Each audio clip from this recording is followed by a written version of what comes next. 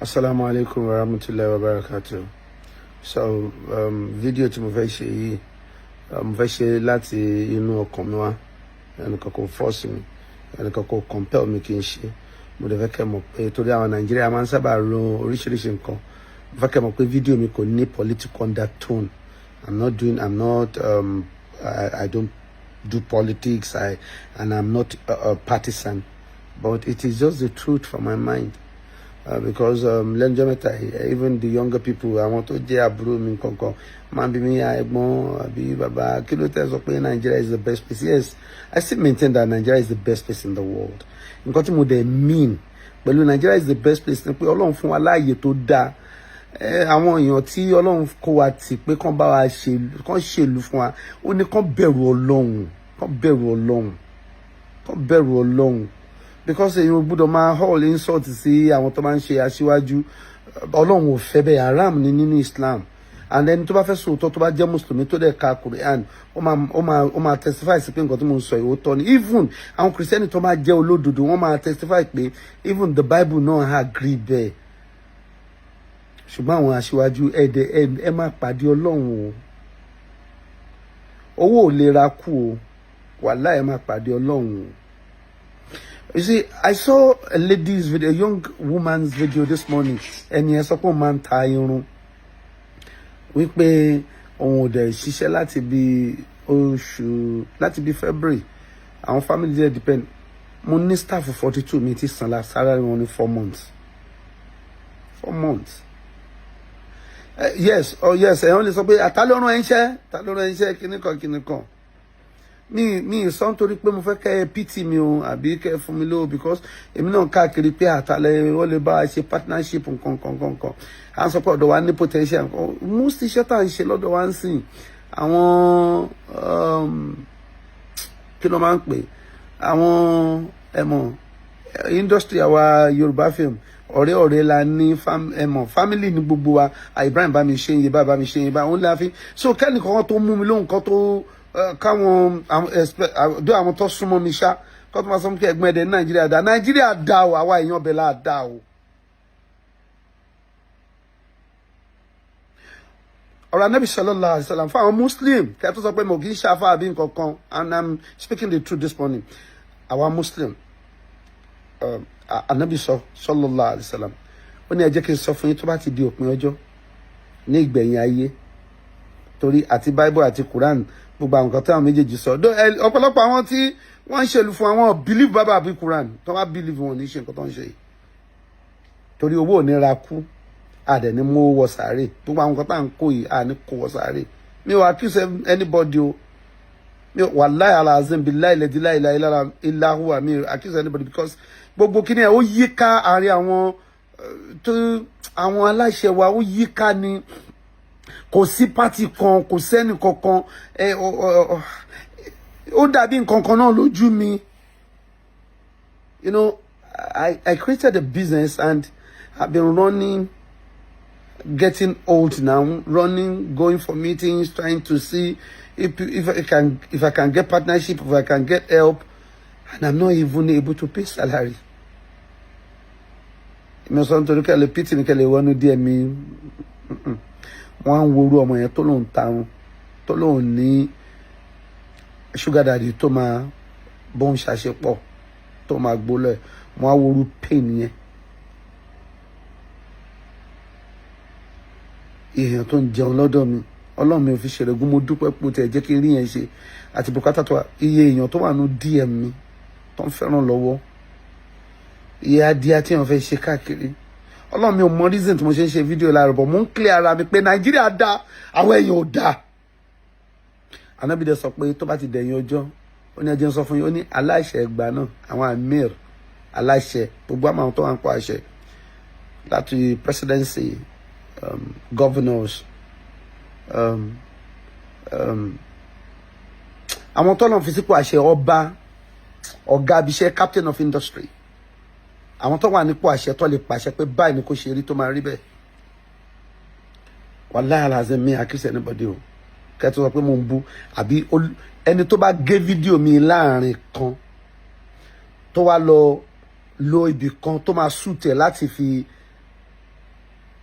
ṣe political agenda tiẹ̀ ike Ibrahim sọ báyìí wọ́n fẹ́ quote me out of context ó kó òun kọlọ́n ìbínú ọlọ́run lẹ́nu yẹn máa rí ọlànà oṣù tá a wáyé so wàláyà aláàzẹ mi bẹ́ẹ̀ ni kankan wí mi bá president wa wí mò ń sọ nǹkan táwọn ẹbí sọ àná mi sọ pé ó ní ṣe rí ìgbẹ̀yìn ọjọ́ yẹn ó ní àwọn aláṣẹ ayé wọ́n máa ya ọ̀dájú àwọn aláṣẹ ayé máa dájú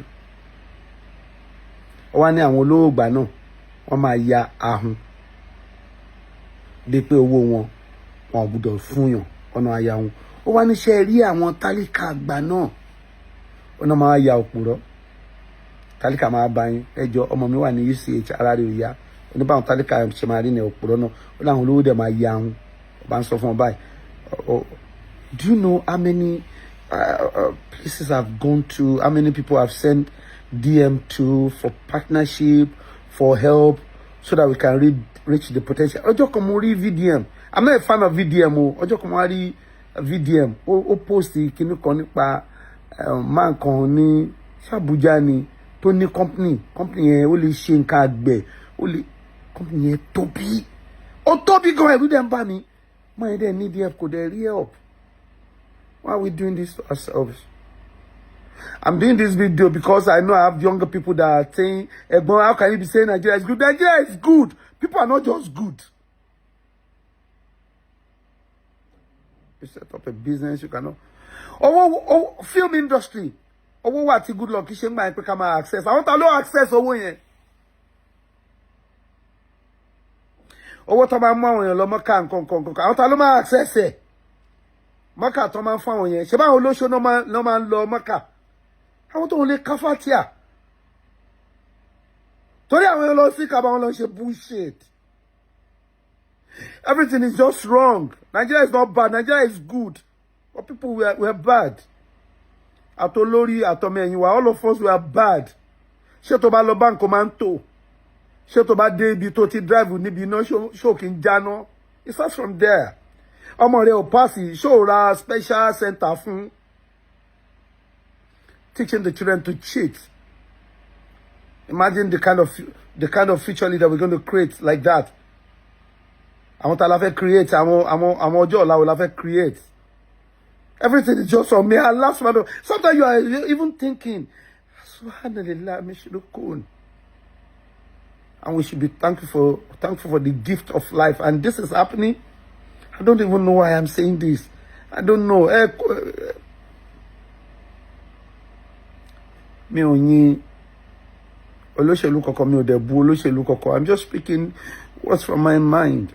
Mo rí video again wallahi alazim dem pa mi lẹ́kún and I cannot help her. Èmi ò ní ká wá sọ salary mi fún mi o.